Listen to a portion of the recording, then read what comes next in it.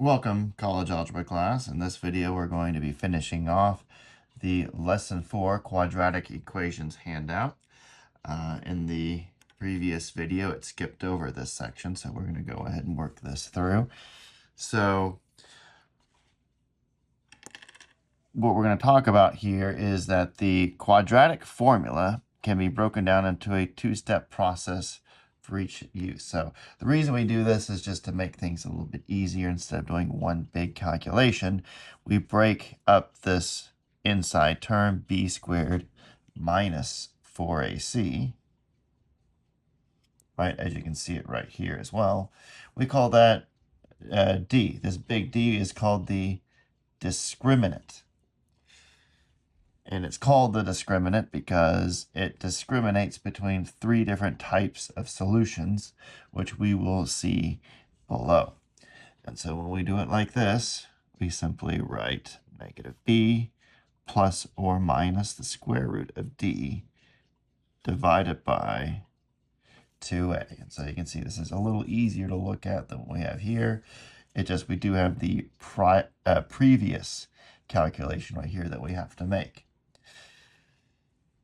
So the three different categories that the discriminant breaks our solution into, basically you calculate b squared minus 4ac, and that gives you the discriminant, as we said. And if that ends up being less than 0, then that means you have two imaginary solutions.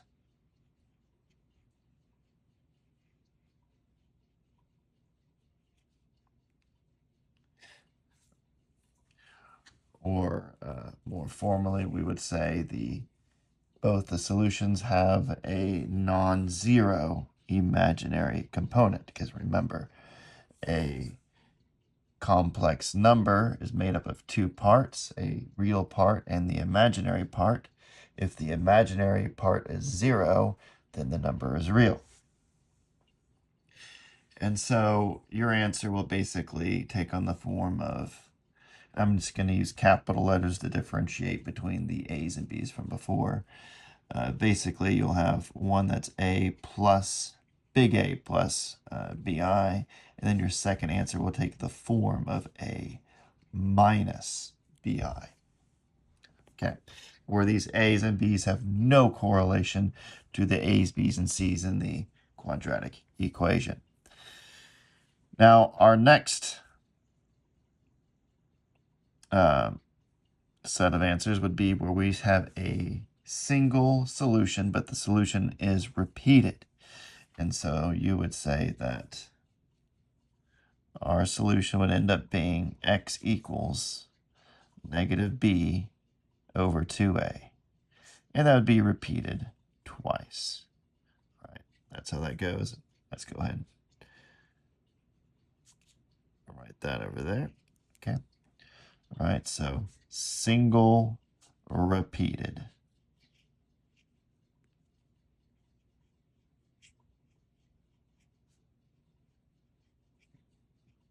That's how that one works. All right. Now, the last possibility that we have on our list is that the discriminant could be more than 0. And in that case, you have two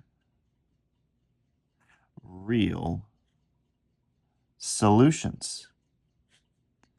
Now, these two solutions that are real, they could be two rational numbers, or they could be two irrational numbers. It all depends on whether or not D is what is called a perfect square, right? If D is a perfect square, then you can just take the square root of it and get a rational number out of it. And if D is not a perfect square, then when you take the square root of the discriminant, you will not get a rational number. For instance, the square root of 4, 4 being a perfect square, the square root of 4 is 2. However, the square root of 3 is irrational, right? 3 is not a perfect square.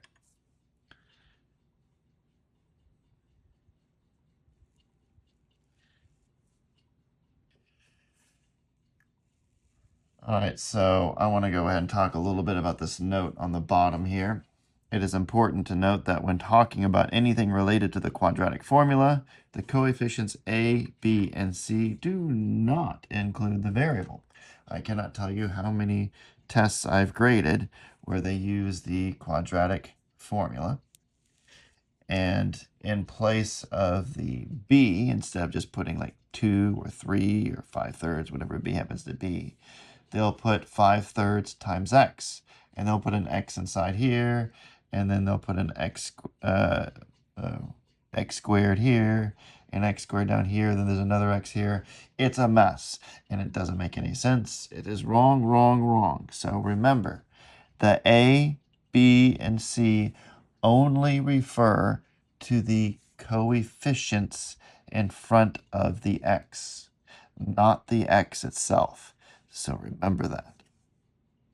All right, so moving forward, this example was already worked out in the previous video, so we're going to move on to the next one. We have x squared plus 2x minus 2 equals 0. So we're going to calculate the discriminant first. So once again, d equals b squared minus 4ac. And note that a is 1, b is 2, and c is negative 2. So we plug these into the equation.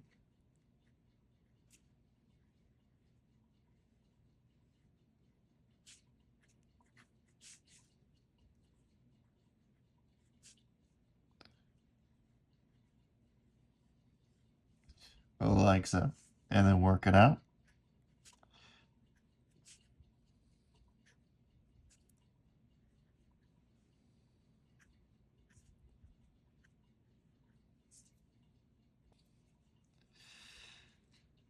And I like to do a little factoring here to see if I'm dealing with a perfect square.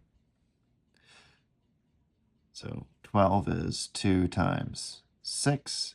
6 is 2 times 3. So note that this is in fact not a perfect square. So now we go to the original equation, or the quadratic formula, I should say.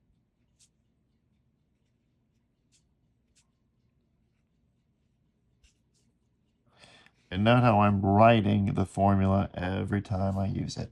You should be in the habit of doing this. It will definitely help you to remember the formulas a little bit easier so that you don't have to look them up every single time you want to use them.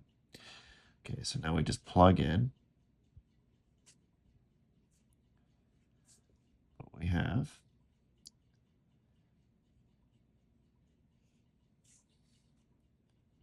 And note that when I'm plugging in on this step, I'm not doing any calculations. I'm not doing any extra work.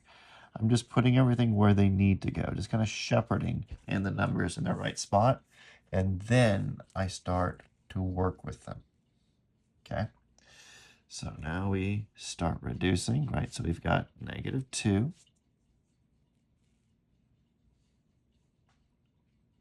plus or minus 2 times the square root of 3, all divided by 2. Now, when I divide through by 2, note that I'm going to divide everything on the top, not just the first number. Another thing I see people will do is they'll just try and cancel these out completely as if it disappears. That's not the way this works. Essentially, what you're doing is you're multiplying this top by a half, right? You got to multiply, distribute the 1/2 to both terms. So remember, must go to both. So this leaves us with negative 1 plus or minus the square root of 3. And so this represents 2 different answers. If you have to report your answer as a comma-separated list, as you sometimes will, you would write -1 minus root 3 and -1 plus root 3. And that's how that would work. So these answers are both the same, just this one here summarizes what you have here. All right, last example.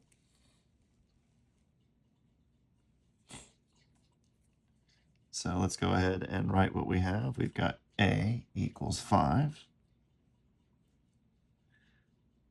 B equals 1, and C equals 2.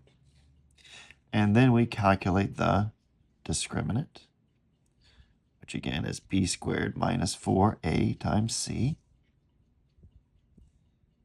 and plug everything in.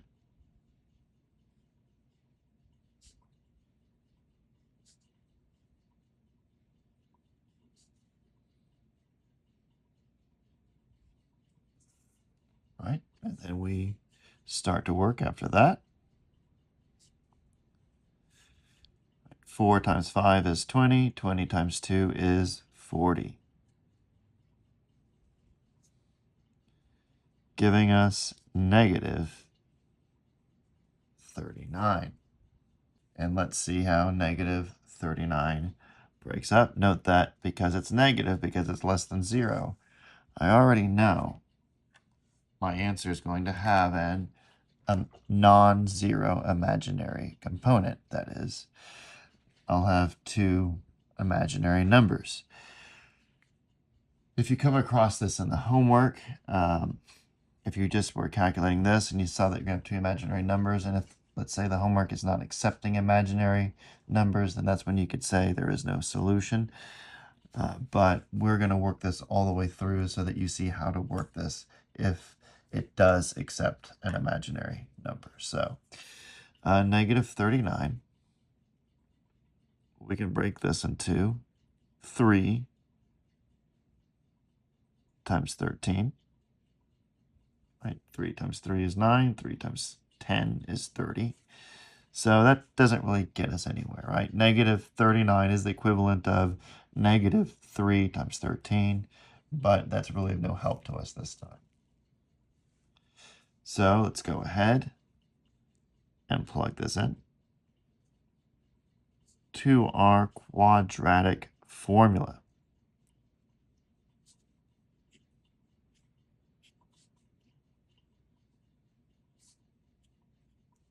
Okay. And so our B is there, plus or minus the square root of negative 39 all over 2 times A, where A is 5. All right, so we just write -1 plus or minus the square root of 39, and we multiply that by I, because remember, I is the same as the square root of -1.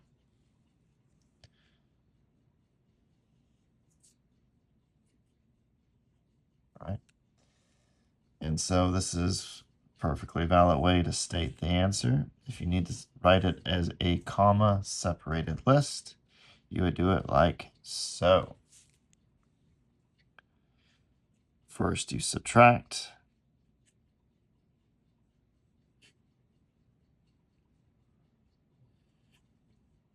And then you add.